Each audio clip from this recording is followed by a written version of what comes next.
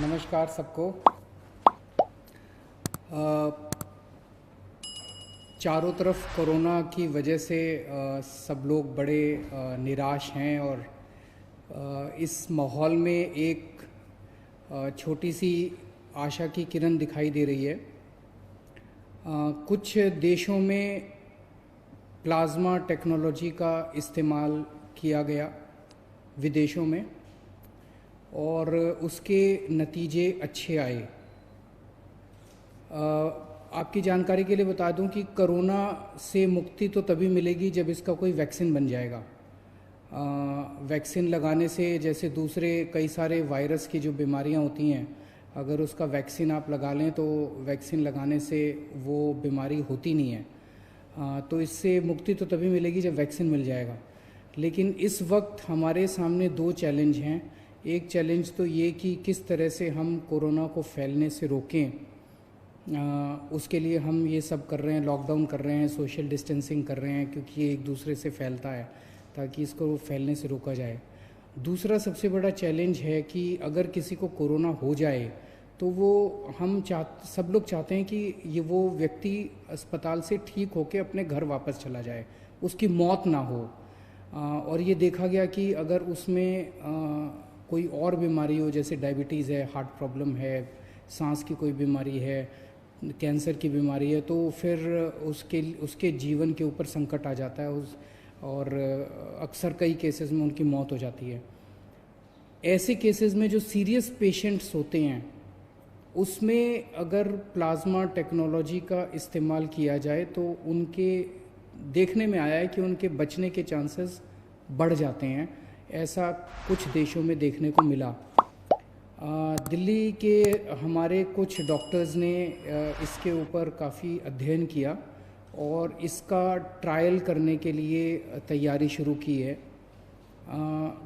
अच्छी बात यह है कि परसों हमने केंद्र सरकार से इसका ट्रायल करने के लिए परमिशन मांगी थी और परसों रात को हमें इसकी परमिशन केंद्र सरकार से मिल गई है। और अब अगले 3-4 दिन के अंदर हमारे डॉक्टर्स इसका ट्रायल करेंगे और ट्रायल करके देखेंगे कि ये कितना सफल होता है। अगर ये इसमें सफलता मिलती है तो ये हमारे लिए एक अच्छी बात होगी, क्योंकि फिर हम सीरियस पेशेंट्स को की ज़िंदगी बचा पाएंगे। मौत होने से लोगों को एक तो मौत तो ज़िंदगी और मौत तो ऊपर वाले के हाथ में है। हम सब लोग कोशिश कर सकते हैं, लेकिन अभी ये अगर सक्सेसफुल होता है, सफल होता है, तो फिर लोगों के चांसेस बच जाने के चांसेस बढ़ जाते हैं। लेकिन अभी मैं साफ साफ कर दूं कि ये केवल ट्रायल स्टेज पे है और ये सफल होगा कि नहीं होगा ये अगले हमें 4-5 दिन के अंदर डॉक्टर्स जब ट्रायल करके देखेंगे तो पता चलेगा। ये टेक्नोलॉजी क्या है? इस टेक्नोलॉजी में जिस व्यक्ति को कोरोना एक बारी हो जाता है, वो जब ठीक होता है तो उसके शरीर में, उसके खून में एंटीबॉडीज़ डेवलप हो जाते हैं। ये एंटीबॉडीज़ उसको ठीक होने में मदद करते हैं। तो ऐसा व्यक्ति जो कोरोना से ठीक हो गया, उससे वो अपना रक्तदान करता है। उससे जैसे हम ब्लड डोनेशन करते हैं, ऐसे ही ठीक हुए कोरोना के व्यक्ति से रक्त लिया जाता है। 1 बोतल खून देता है वो, और उसमें से, उसके खून में से प्लाज्मा निकाला जाता है और वो प्लाज्मा को एनरिच किया जाता है और उस एनरिच्ड प्लाज्मा को किसी दूसरे पेशेंट में इंजेक्ट कर दिया जाता है। उसके पेशेंट में दूसरे पेशेंट में जो भी बीमार है उसमें डाल दिया जाता है। तो उसके नए पेशेंट में वो प्लाज्मा के एंटीबॉडीज़ चले जाते हैं और उसके अंदर ठीक होने वाले एंटीबॉडीज़ डेवलप हो जाते हैं। तो इस तरह से ये टेक्नोलॉजी काम करती है। हम सब लोग प्रार्थना करते हैं कि हमारा ये ट्रायल सक्सेसफुल हो। अगर सक्सेसफुल होता है तो इससे एक उम्मीद बंधेगी। और भी कुछ राज्य, जैसे मुझे पता चला है केरला, महाराष्ट्र वगैरह इसके ऊपर काम कर रहे हैं और मैं उम्मीद करता हूँ कि सबके प्रयास इस बारे में सफल हों। दिल्ली में लगभग 57 के करीब हम लोगों ने कंटेनमेंट जोन्स बनाए हैं। जैसे मैं रोज़ बताता हूँ, कंटेनमेंट जोन वो हैं जहाँ पे हमें 3 या 3 से ज़्यादा, अगर किसी कॉलोनी के अंदर हमें या किसी गली के अंदर 3 या 3 से ज़्यादा कोरोना के मरीज मिलते हैं, तो उसको हम चारों तरफ से कॉलोनी को सील कर देते हैं। वहाँ के रहने वाले लोगों को बाहर नहीं आने देते और बाहर के लोगों को अंदर नहीं जाने देते, ताकि बीमारी बाहर ना फैले। और तो वहाँ पे फिर हम ऑपरेशन शील्ड चालू करते हैं, जिसके अंदर उस एरिया का सैनिटाइजेशन करते हैं उस एरिया। तो ऐसे कंटेनमेंट जोन्स के अंदर क्या क्या किया जाता है, इस बारे में अभी कई सारी गलत फहमियाँ हैं। क्योंकि मेरे पास बहुत सारे फ़ोन आते हैं, बहुत सारे मैसेजेस आते हैं, और अक्सर मैसेज ये आता है कि सर हमारे एरिया को कंटेनमेंट जोन तो बना दिया, लेकिन अभी तक हमारे यहाँ पे कोई भी सैंपल लेने नहीं आया हमारा। तो मैं आपकी जानकारी के लिए बता दूं, कंटेनमेंट जोन में जैसे कंटेनमेंट जोन लागू किया जाता है, वहाँ पे सबसे पहला काम किया जाता है, आपके लिए एसेंशियल सर्विसेज की इंतज़ाम किया जाता है। तो आपके एरिया को सील कर दिया, और वहाँ पे आपके जो सील किया बाउंड्री के ऊपर आपके लिए सब्जी वाले का, दवाई वाले का, इसका सबका इंतज़ाम किया जाता है। पुलिस वाले व्हाट्सएप ग्रुप बनाते हैं, व्हाट्सएप ग्रुप के अंदर आप लोग लिखते हैं कि हमें ये वाला सामान चाहिए, वो वाला सामान आपको मुहैया कराया जाता है। तो एक पहला काम किया जाता है, एसेंशियल सर्विसेज का इंतज़ाम किया जाता है। एक काम किया जाता है, सैनिटाइजेशन किया जाता है पूरे एरिया का। जो मशीनें मैंने बताया था, उन मशीनों के ज़रिए उस एरिया को पूरे को सैनिटाइज किया जाता है। फिर डोर टू डोर सर्वे किया जाता है। सर्वे सबका होता है, हर एक के घर में कोई ना कोई दिल्ली सरकार की टीम जाती है और उनसे पूछती है कि आपके घर में कोई बीमार तो नहीं है, बुखार तो नहीं है, किसी को सांस की शिकायत तो नहीं है। तो जो कोरोना के सिम्टम्स हैं वो पूछते हैं कि आपको कोई ये सिम्टम्स तो नहीं है। ये सर्वे 100% लोगों का होता है। अगर किसी कंटेनमेंट जोन में अभी तक नहीं हुआ तो हो सकता है 2-4 दिन में हो जाए, क्योंकि बहुत ज़्यादा कंटेनमेंट जोन बन गए हैं, टीम्स थोड़ी सी कई बार कम पड़ जाती है एसडीएम के पास, तो वो 100% का होगा। जो लोग सिम्टम्स मिलते हैं जिन लोगों के कोरोना के, उन लोगों का केवल सैंपल लिया जाता है।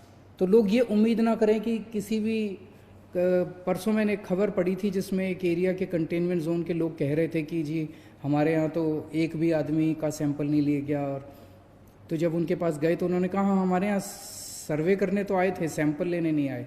तो सैंपल सबका नहीं लिया जाता है, और इसके अच्छे असर पड़ रहे हैं, क्योंकि दिलशाद गार्डन का हमने देखा कि किस तरह से वो 15-20 दिन हो गए और वहाँ पे कंटेनमेंट जोन में अब एक भी केस नहीं आया। वसुंधरा एनक्लेव में 15 दिन के करीब हो गए, इसको भी कंटेनमेंट जोन को बने हुए, अब एक भी केस नहीं आया। खिचड़ीपुर की 3 गलियों को लॉक किया था हम लोगों ने, सील किया था, कंटेनमेंट जोन बनाया था, वहाँ से भी एक भी केस नहीं आया।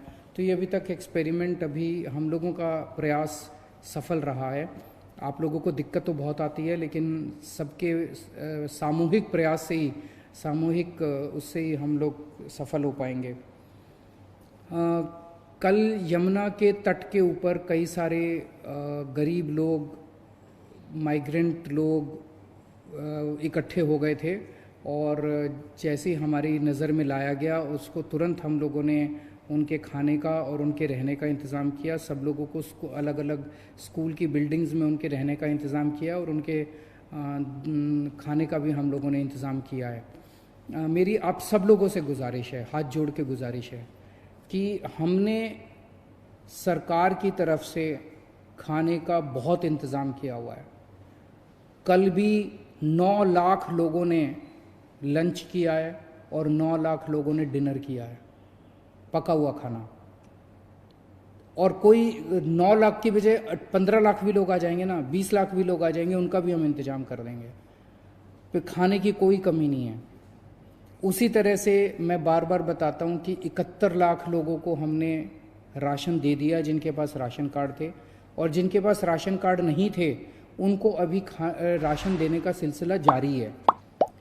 मेरी सभी मीडिया के साथियों से हाथ जोड़ के रिक्वेस्ट है, और मेरी सभी आम नागरिकों से भी हाथ जोड़ के रिक्वेस्ट है, कि इतना अरेंजमेंट करने के बावजूद भी जो बहुत गरीब लोग हैं उन लोगों को पता नहीं चल पाता कि सरकार ने क्या अरेंजमेंट कर रखा है।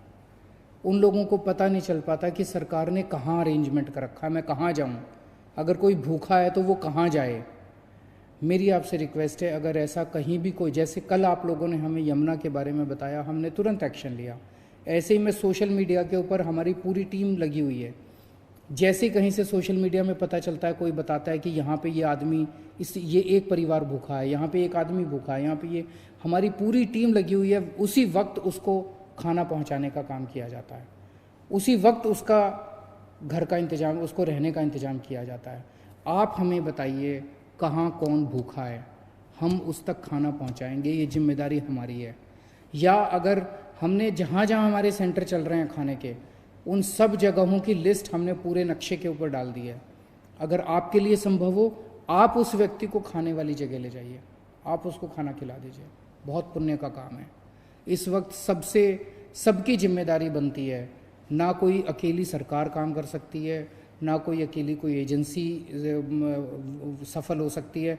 सब लोग मिलके काम करेंगे तभी हम लोग सफल होंगे। तो मेरी आप सब लोगों से, मीडिया में एक जगह मैं देख रहा था, उन्होंने कहा कि इन लोगों ने एक वेबसाइट चालू कर दी है कि जिनके पास राशन कार्ड नहीं है वो राशन कार्ड के लिए अप्लाई करें। तो वेबसाइट पे कौन से गरीब लोग आ सकते हैं। आपकी जानकारी के लिए बता दूं, 15 लाख लोगों ने ऑलरेडी अप्लाई कर दिया राशन कार्ड। वो जिनके पास राशन कार्ड नहीं था, उन्होंने खाना लेने के लिए, राशन लेने के लिए 15 लाख लोगों ने अप्लाई कर दिया है। मैं समझता हूं कि सब गरीब लोगों को इसके बारे में नहीं पता चलेगा, लेकिन हमारी जिम्मेदारी, हम सबको बताएं ना। सब एक दूसरे की मदद कर रहे हैं। जिन लोगों को वेबसाइट आती है वो उनकी मदद कर रहे हैं जिनको वेबसाइट नहीं आती है। लेकिन एक सिस्टम तो बनाना था ना। अगर जिन लोगों के पास कुछ भी नहीं है, उनके लिए ना कोई आधार कार्ड है, ना कोई किसी तरह का कार्ड नहीं, उनके लिए खाने का भी इंतजाम किया हुआ है। 9 लाख लोगों ने कल खाना खाया है। रोज हम 10 लाख लोगों को खाना खिला रहे हैं। तो सबको मिलजुल के प्रयास करना पड़ेगा। आप ऐसे लोगों को ढूंढिए जिन तक खाना नहीं पहुंच रहा, हम उन तक खाना पहुंचाएंगे। और एक कई सारे लास्ट वीक ऑफ मार्च और फर्स्ट वीक ऑफ अप्रैल में कई सारे कोरोना के मरीज दिल्ली में आए थे। अब वो ठीक होने लगे हैं। आज मुझे पता चला, आज भी कई मरीजों को छुट्टी मिलेगी अस्पताल से, और आने वाले 3-4 दिन के अंदर कई सारे मरीजों को छुट्टी मिलेगी। उम्मीद करता हूँ सब लोग अपने अपने घर में खुशी खुशी जाएं और अपने दिल्ली के लोग कोरोना से बचे रहें जितना हो सकता है। बहुत बहुत शुक्रिया।